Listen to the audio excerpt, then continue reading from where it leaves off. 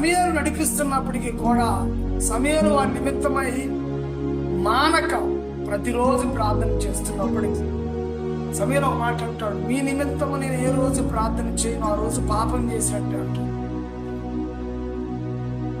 ఏది ప్రార్థన చేయకపోతే పాపం చేసినట్టు. అలాంటి సమయం ఏడుస్తుంటే దేవుడు అంటాడు, ఎందుకు ఏడుస్తున్నావు అంటే, అయ్యా వారు మరి నువ్వంతా నన్ను అద్భుతాలు అన్ని ఆశ్చర్యకాలు చేపిస్తున్నప్పటికి కూడా వారు వేరొక రాజు కావాలి అని కోరుకున్నారు, వేరొక దాన్ని కోరుకుంటున్నారు అని చెప్తారు. మరలా మరొకసారి ఏడుస్తుంటే ఎందుకు ఏడుస్తుంటే సౌలు విషయంలో బాధపడతా ఉంటాడు. దేవుడు అప్పుడు దేవుడు అన్న మాట ఏంటి తెలుసా?